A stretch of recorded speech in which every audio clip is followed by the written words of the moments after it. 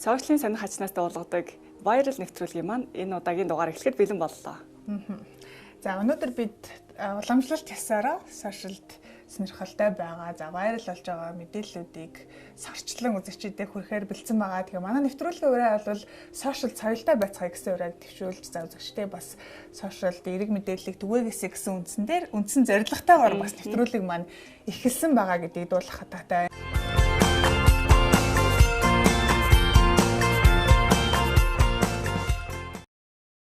Нэвтрүүлгийн эхэнд бас та бүхэнд хэлэхэд бид халдвар хамгааллын дэглэмээс ахиж нэвтрүүлгийг явуулж байгаа шүү гэдгийг сөрөг байгаа шүү. Таатай байна. Тэгээд өнөөдөр сошиал платформудаас TikTok-ыг би онцлохоор бэлдсэн байгаа. Тэгэхээр TikTok бол 800 сая хэрэглэгчтэй юм байна. Тэгээд дэлхийн хамгийн өндөр өсөлттэй сошиал платформоор нэрлэгдсэн байна. Тэгээд сүүлийн жилүүдэд залуусын тэр дундаа өсвөр үеийнхний хамгийн өндөр хэрэглээ болж байгаа TikTok аппликейшн бол өдөр ирэх бүр хэрэглэгчдийнхаа цар хүрээг тэлсээр байгаа. Тэгээд ер нь TikTok-ийн нэг онцлог бол хэдхэн секундэд хөгжилтэй бөгөөд сонирхолтой бичлэгийг хийгээд олон хүмүүст түгээх юм давуу талтай юм. 16-аас 34 насныхан илүү оролцсон байна судалгаан дээр харагдсан байсан тийм.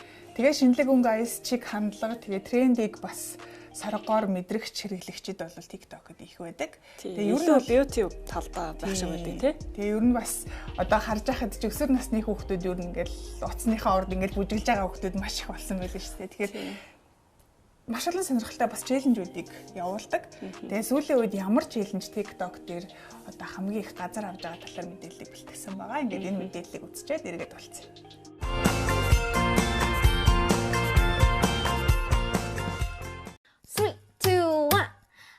TikTok-д сүүлийн үед хөөрхөн хүүхдүүдийн дүрс бичлэг хамгийн ихээр тренд болж байгаа.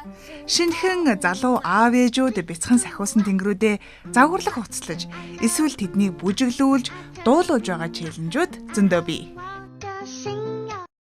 Ну не трогай. Ну не надо. Ладно, продолжай. 3, 2, 1. La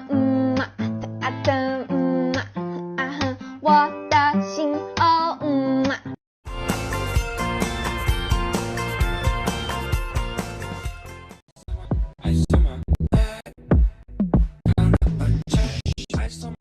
Өөр дүр төрхөд хувирч үзэх хүсэл хүн бүрдэл байдаг бах.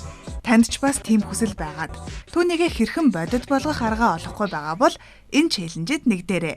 Хувцас эдэл хэрэглэл ашиглан сонирхолтой бичлэг хийх нь TikTok-ийн хувьд магад хязээж хуучрахгүй. Бүх цаг үеийн тренд байх.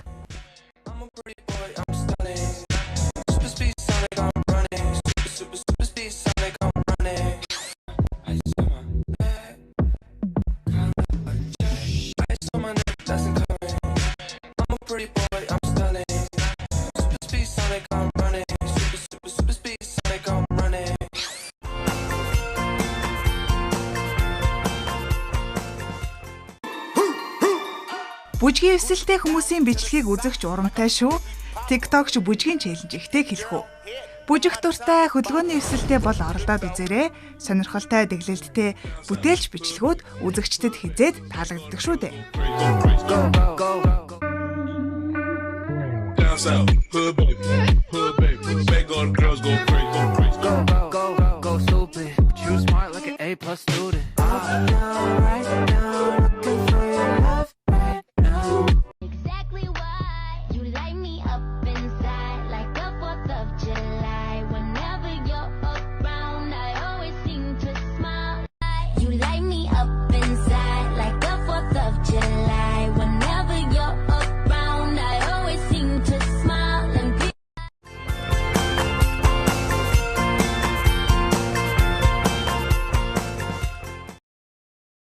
Ингээд та бүхэн өмнөх дугаарыг маань үзсэн бол санаж байгаа бах. Би дууийн дээрээс одоо гэртээ хийх, гэрийнхэн та хийх боломжтой хөгжилттэй бичлэгүүдийг бэлдэж гэхэд TikTok дээрээс бэлдэж оруулсан байгаа.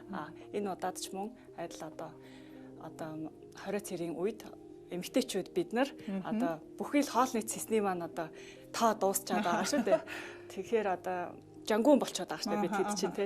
Ерөөсөө өдөр болгон хоол, өглөө хоол, орой хоол одоо өдөржин хоол бүхэл хоолыг хийгээд ер нь дуусчихлаа.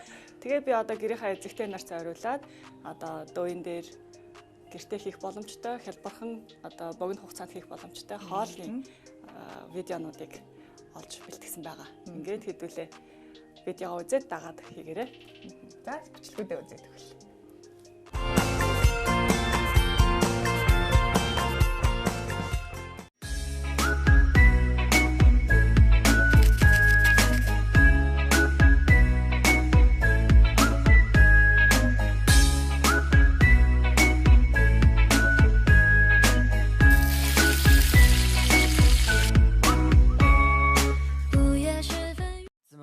好奇心にとらわれてたんだ大切なものなら壊したんだ明かりの灯らないホールケーキ木製の君と踊ってたんだクローゼットでまた今日も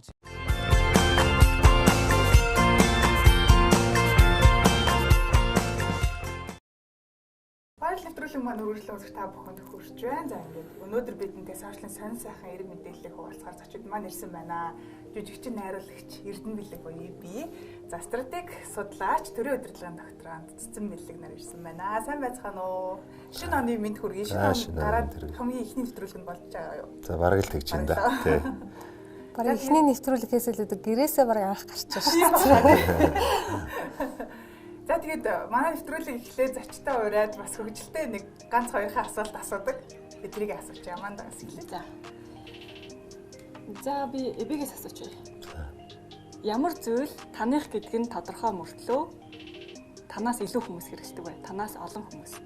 Минийх мөртлөө надаас илүү их хэрэгэлдэг. Миний тоглосон одоо уран бүтээл юм да.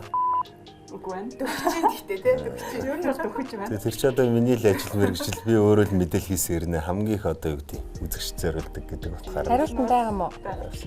Оо тийм үү. Хариулт. Онцлог таалгаад байгаа юм шүү дээ. Оо. Нар. Сар. Би бараг Хүмүүс хэрэгэлдэг ээ. би хэлээд үзэх үү? За хэл. Нэр байна. Аа за. За одоо дараагийн Бид аяар төгсөж юм бэ? дараагийн асуултыг дахиад эбид тавиарай.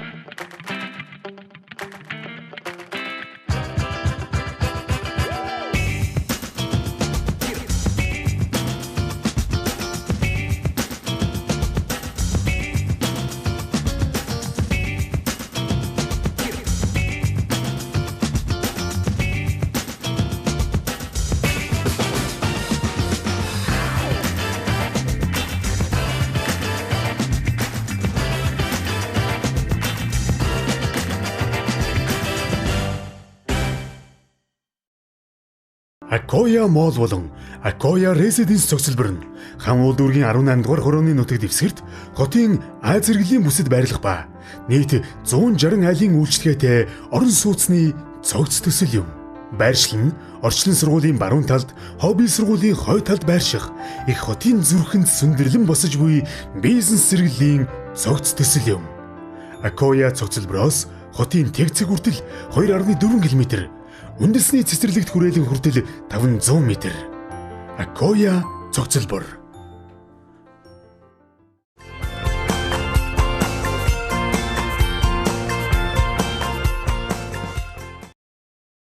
За тэгээд сошиал соёлтой байцгаа гэдэг уриалгыг дэвшүүлсэн тэгээд зорилго маань ч гэсэн одоо сошиал эерэг мэдээллийг түгээх ийм зорилгоор нэвтрүүлэг маань эхэлсэн байгаа. Тэгээд ер нь сошиалд хэрэг идэвхтэй байдаг вэ? Хэрэг цаг хугацааг өнгөрөө гэж боддог вэ? Өөрийнхөө профайлыг, аккаунтыг ямар зүйлсээр одоо хөтлөж хүмүүст илүү мэдээллийг түгэе гэж та хоёр маань боддог вэ? Асуултаар эхлэе. Миний хувьд бол маш маруухан шүү. Ер нь бол маш маруухан. Тэгэл юмцам ингээл фэйсбүүк дээр зүгээр ингээ оруулахаар зарим хүмүүс чинь загиндээ шүү дээ. Тэрийг ийм болгооч, тэрийг ингэж төгөргөөг нь хүртэл хүмүүсээ тавьж байгаад ингээ хийлгдэг те. Ингэч гэдэгчгүй гэдэг. Харьцангуй тийм актер бол идэвхтэй биш. Тэгтээ мэдээлэлүүд их зөв энергитэй те. Хүмүүс чинь бас хэцүү шүү дээ. Соёлтой байх ёстой гэдгийг бол 100% би дэмждэг. Соёлгүй бүдүүлэг асуудлууд маш их байгаа. Энэний эсрэг өөрийнхөө фэйсбүүкээр дамжуулаад хэрүүлхийг нь хайшаа тэг гэж зааж сурахгүйгээр их сайхан алсуураа айтайхан зөв мэдээлэл оруулахын сан гэж хичээж явдаг нэг. За таны Би бол нэлийн идэвхтэй. Ерөнхийдөө миний хийдэг ажил бол ихэвчлэн одоо яг компьютер дээр суугаад интернетийн орчинд хийдэг судалгааны ажлууд гэдэг болохоор идэвхтэй байдаг. Тэгээ нэгэнд идэвхтэй байгаа юм чинь хүнд хэрэгтэй. Тэр зүйлийг би одоо бичиж гэж боддог. Хүмүүсийн бичсэн зүйлийг нэг шеэрлээд байдаггүй. Яг гэвэл шеэрлэхийн тулд би судлах хэрэгтэй, бодитойг шалгах хэрэгтэй учраас тийм цаг тийм надад байхгүй болохоор яг өөрийн уншиж боловсруулж ойлгож дундаас нь гаргаж авсан тийм зүйлээ ингээд одоо интерпрет хийдэг шүү дээ. Тэгж дандаа оруулдаг. Тэгээд би зүгээр гэж одоо нийгмийн сэтгэл зүй ч юм уу социологчдод бол ер нь судалгаагаа одоо яг энэ хүмүүсийн одоо юу бичиж чинь юу бодлож байгааг нь хараад ерөнхийдөө бол бүр ингээд яг монголчуудын одоо нийгмийн сэтгэл зүй тий одоо харах боломжтой, найз нөхөд нэгнийгээ энэ хин юм бэ гэдгийг нь бол таних боломжтой. Тэгээ зарим хүмүүс ингэж айгу ухаантай юм чи амьдрал дээр айгу худлаа байдаг гэдэг тийм. Сүм шиг пост биччихэд өөрөө амьдрал дээр өөрөө. Тийм айгу өөр байдаг гэдэг. Гэтэл тэрийг хүртэл таниж сурж ийн гэдэг чинь айгу том бас боломж байхгүй тий. Үнэхээр гоё юм бичиж амьдрал дээр өөр бол тэр хүнээс ерөнхийдөө зайгаа авах ч юм уу бас нэгэн боломжлол бий болно гэдэг чинь бас аюул чухал боломж гэж би харж байгаа. Түрүүн бас таны хэлсэн дээр нэмэт хэлэхэд та одоо ямар нэг юм зүйл шеэрлэхдээ заавал судлах хэрэгтэй болдог гэж хэлсэн. Бас нэг өөр хүнээс сонсож байхад би бас шеэрлэхдээ айгүй болгоомжтой шеэрлдэг. Би за жишээлбэл энэ юм бөөрн сайн байлаа шүү гэж шеэрлжгээр бөөрн өвчтэй байгаа хүмүүс надад итгээ тэрийг хэрэгжилүүл яах вэ гэдэг талаас нь би боддог гэж ярьжсэн байхгүй. Тэгэхээр бид нар одоо Facebook дээр одоо бид нартай найз байгаа хүмүүстэй мэдээллийг түгээж л байгаа юм чинь тэрийг ер нь улс ортой байна уу, их сурвалжтай байна уу, яг үнэн байна уу гэдгийг судлах хэрэгтэй шүү. Тэгэхээр бас яаж судлах уу гэдэг. Түрүүхэн гарч ирэхээс өмнө бас харж ирсэн нэг хүн тэгээ постлсан юмсан. Инфлюенсерт итгэхээр тий тэгээд судлаач юм уу эмчтэй итгэж. Тэгээд инфлюенсер гэдэг чинь бүгдийг мэддэг гэсэн үг шүү дээ. Магадгүй одоо ингээд хэлбэрддэг тий зөвхөн одоо хүмүүсийг өөртөө татаж тэрнгээрээ нэр хүндээ өсгөх сонирхолтой. Зорилго нь гол нь юу вэ гэдгийг бид нар мэдэхгүй байхгүй. Тэгэхээр хин илүүтэй одоо үннийг хэлж чадах уу? Хин илүүтэй одоо тийм бодиттой юм хэлж чадах уу гэхээр тэрийг судалсан, тэрийг судалгааг нь уншсан, ядаж нотлохоог нь ойлгодог, тэрийгэ зөв тайлбарладаг тийм л хүмүүс юуг хөвчлэн одоо ялангуяа ковидын үед бол бурхан минь ийм юм хэрэглэх гин ингэх гин гээл маш олон хүмүүс туршиж үзээд нас орсон тохиолдол бэлхий даяар байгаа шүү дээ. Тэр судлан гэдэг чинь ерөөсөл их сурвалж шүү дээ. Яг их үүсвэр нь юу юм? Хаанаас гарсан юм? За үнэхээр ингэсэн бол жишээлбэл сүүлд тэр нэг Германы би одоо нэрийг мартчихлаа. Нөгөө нэг түрүүхэн ярьж байсан шүү дээ. Нөгөө ковидоор өвчсөн хүмүүс нөгөө амьсгалын дутагдал гэхээс илүүтэй нөгөө цусны бүлэгнэлнээс болж одоо нас орсон байна гэд. Тэнгүүд надад тэр сонирхолтой санаж байхгүй үний юм уу? Гэт ингээ ухсараа байгаад орсон чинь бүр Twitter дээр тэр нэг герман эмч байсан тийм. Яг өөрийнхөө энэ дээр бүр нэвчсэн. Тэгээд тэр герман эмч одоо нөгөө аль одоо судалгааны хүрээлэнд хамрагддаг ямар судалгаанууд хийсэн ингээ бүгдийг нь тэрий чинь нэгтлэн гэсэн үг. Тэгэхээр их сурвалж руу л илүүтэйгөө гарна гэсэн үг. Тэгээ гол нь дээрэс нь орчуулах нь зүг байна уу гэдэг чинь бас асуудал. Бас тийм тийм. Их усэр мөртлөө тэрийг буруу орчуулсан эсвэл өөрийнхөө тий ойлгоод буруу одоо интерпрет хийсэн байл бас асуудалтай шүү. Үзэж байгаа үзэгчд маань бас энэ байх л та одоо энэ ковид үед бид нар яаж хамгаалах вэ, яаж сэргийлэх үү гэж яриадаг. Би ч бас Монгол улсын иргэн те аюул нүүрлэлтэй яах вэ хийх үү гэж бас эрэл хайгуулыг судалж штэ. Тэгээ саний ярьдаг яг тэр Германы нөгөө ковидээр нас орсон хүмүүсийн задлан шинжилгээгээр ингээ гарчсан дүгнэлт байт юм байна л да. Тэрийг яг ерөнхийд нь хараад уншсан боловч Германд байдаг бас нэг герман хэлтэй Германд амьдарч байгаа монгол хүмүүс маань энэний орчуулга миний анх герман мэдээ гарч байгаа штэ. Мэдээ Германд амьдардаг юм чи мэдээгээр уншсан. Энэ нийтлэлийг би орчуулгаас тулгаж үзлээ. Энэ бол зөв байна гэдэг хоёр хүний баримт нийлчихэж байгаа. Тэгээд одоо энэ батарейтэй бас ярьж байгаа. Чи юм ч хүм үнэн үү худлаа юу гэж асуухад тийм ээ цусны бүлгийн ингээд нэг 3 хүний батламжаар би за энэ 3-ын яриа нийлж байна. Тэгэхээр цусаа шингэн байлгах хэрэгтэй байна айлуулах те. Ийм байх хэрэгтэй байна гэдэг мэдээлэл яргад авчих. Тэгэхээр монголчууд бас цусны өтгөрөл гэдэг маань одоо бас нэг суугаад байхгүй тэр нөгөө яриад байгаа шүү дээ. Хөдөлгөөнтэй бай, дасгал хөдөлгөөн хий. Халуун бүлээн юм сайн ууж гэдэг чинь бас цус шингэн байлгах талын нэг юм яваад байна л гэсэн үг.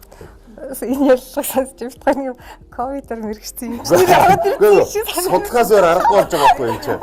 Хүн бас амьдрал нөлөө тэмцэж байна шүү дээ. Одоо иргэд хүртэл юм болсон. Судалгаас өөр аргагүй бид нар ингээд өндөр амьдрахаас л шүү дээ. Жил гарan болчихлоо. Тэгээ одоо энэ вакцин гарчлаа. Вакцин одоо ямар хэр хугацаанд үйлчлэхийг бас бид нар мэдэхгүй.